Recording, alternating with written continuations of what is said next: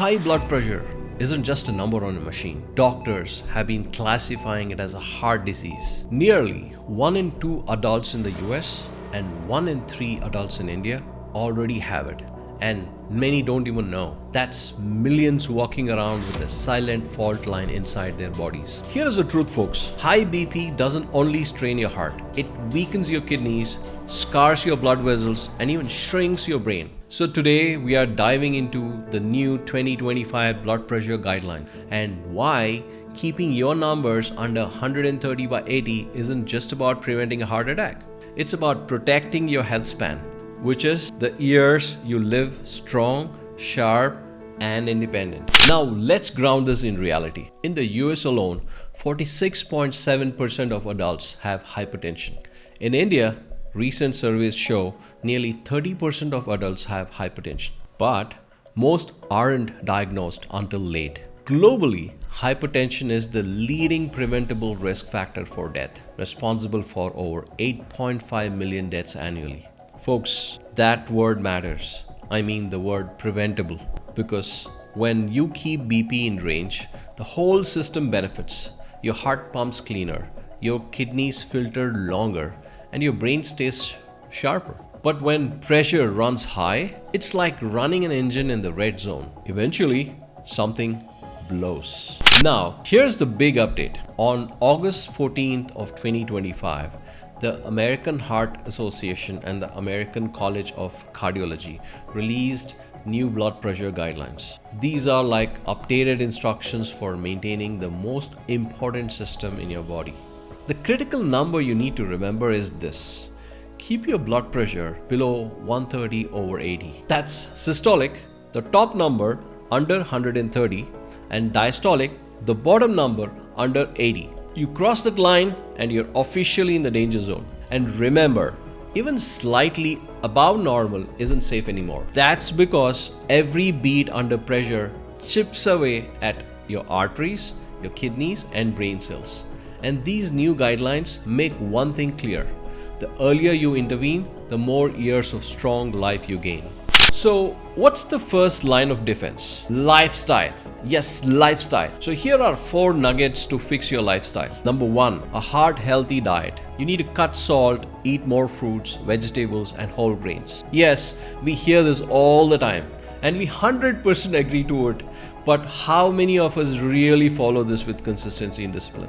One study showed reducing sodium by just 1 teaspoon daily can lower BP as much as first-line drug. Number 2 is my favorite, regular exercise or movement. Movement oils your arteries. Just 30 minutes of walking reduces systolic blood pressure by 4 to 9 points. Number 3, stress management. Chronic stress keeps your pressure valve open 24/7. Number 4, good sleep. Poor sleep alone raises risk of hypertension by 20%. But here is what the new guidelines make clear. Lifestyle isn't optional. It's foundational, and early treatment matters. If lifestyle changes aren't enough, medicines are introduced earlier, not later, because it's not just about preventing strokes or heart attacks anymore. High blood pressure also drives kidney disease, type 2 diabetes, and even memory decline. Yes, your brain is on the line too. Now, here is the part that shocks people. High blood pressure silently erodes your brain. Even modest elevations increase risk of dementia. The Lancet Commission on Dementia in 2020 estimated 1 in 8 dementia cases worldwide are linked to hypertension. Think of it like turbulence inside delicate brain vessels. Over time, your pathways fray. That's why keeping systolic pressure under 130 is not about vanity. It's about protecting your memory, your focus, and your independence. And here's another update. If you have not heard about the Prevent Calculator, it's like a forecasting tool that estimates your 10 and 30-year risk of heart problems. It doesn't just look at age, cholesterol, and blood pressure. It even considers your zip code. Because where you live, your access to food, healthcare, and stress levels all influence risk. Think of it as Google Maps for your heart. It doesn't just show where you are, it predicts where you're heading. So you can change course before a heart attack or stroke ever happens. Please note, it hasn't been calibrated for Indian population, where baseline risk and event rates differ for South Asians.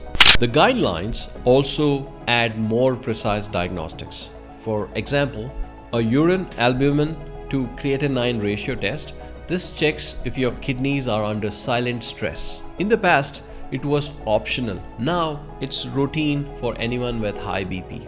So please ask your doctor. The aldosterone to renin ratio test. This looks for a hormone-driven type of high BP called primary aldosteronism. It's especially important if you also have sleep apnea or stage 2 hypertension. Why does this matter? Because high blood pressure isn't always same disease. Sometimes it's lifestyle driven. Sometimes it's hormonal. Identifying the cause means treating it smarter, not just harder. One size fits all medicine? That's outdated. For many people, especially those managing diabetes, obesity, or kidney disease, just one pill won't cut it. The new guidance recommends starting with proven drug classes, which are your ACE inhibitors, ARBs, calcium channel blockers, or diuretics. If your BP is in stage 2, which is 140/90 or higher, a combination pill with 2 drugs in one may be the best start. And here is something new. If obesity is part of the big picture, adding medications like GLP-1s, yes, the same ones you hear about it all the time in the news, Ozempic, Mounjaro, and many other, can actually help manage both weight and pressure. Talk to your doctor and discuss your options. It's about tailoring treatment to the individual, not forcing everyone into the same box. Pregnancy is a time when blood pressure control becomes even more critical. High BP in pregnancy can lead to preeclampsia, which is preterm delivery, and serious risks for both mother and child.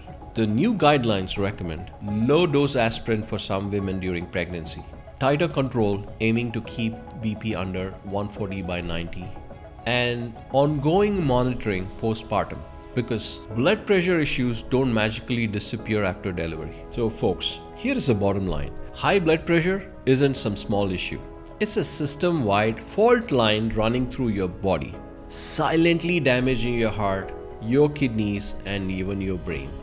The new safety threshold is clear: 130/80.